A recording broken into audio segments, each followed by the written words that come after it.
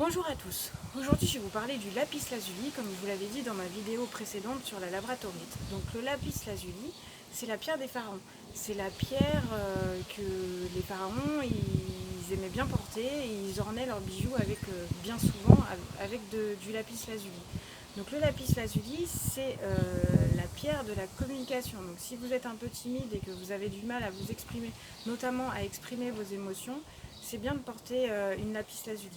Donc moi je vais vous montrer ma pierre qui est une pierre brute. C'est ma pierre de lapis lazuli. J'ai eu un petit coup de cœur une fois dans un magasin et du coup je l'ai acheté. Donc la lapis lazuli, c'est aussi la pierre de la plénitude et de la paix intérieure. Donc en fait, si vous cherchez à retrouver un équilibre et une paix intérieure, vous pouvez aussi porter la lapis lazuli et ça diminuera du coup votre stress très rapidement. C'est aussi la pierre de la créativité. Donc si vous êtes quelqu'un de très créatif et que vous cherchez un peu l'inspiration, vous pouvez aussi porter une lapis lazuli. C'est aussi la pierre de la clairvoyance. Donc en fait, si vous avez envie de développer un petit peu votre clairvoyance et votre troisième œil, donc n'hésitez pas aussi à porter une lapis lazuli. Et vous pouvez aussi acheter une petite pierre, que ce soit une pierre brute ou une pierre roulée, et la mettre au niveau du front, entre les deux yeux, pour justement développer votre clairvoyance.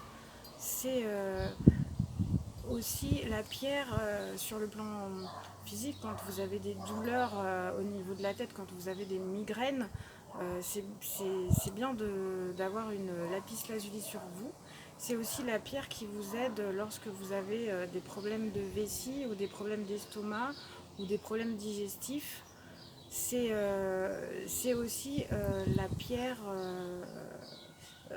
contre la fièvre. Donc si par exemple vous êtes un peu fiévreux, que vous avez pris froid pendant l'hiver, vous pouvez aussi prendre ou porter ou avoir à côté de vous une lapis lazuli, ça vous diminuera votre fièvre.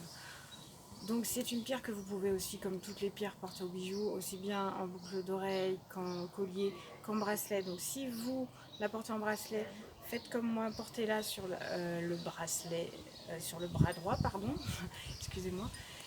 Et c'est une pierre qui, comme toutes les pierres, se recharge et se purifie. Donc pour la purifier, comme je l'ai déjà dit dans mes vidéos précédentes, donc purifiez-la à l'eau ou avec la fumée d'encens. Et pour la recharger, rechargez-la au soleil ou à la lumière du jour parce qu'elle aime bien, c'est une pierre qui craint pas trop le soleil.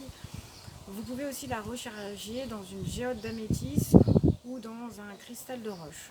Donc voilà, j'espère que ma 5e vidéo vous aura plu. Donc n'hésitez pas à mettre un petit pouce bleu, n'hésitez pas à vous abonner, n'hésitez pas à me poser des questions, je me ferai un plaisir de vous répondre. Et ma prochaine vidéo sera sur la sodalite.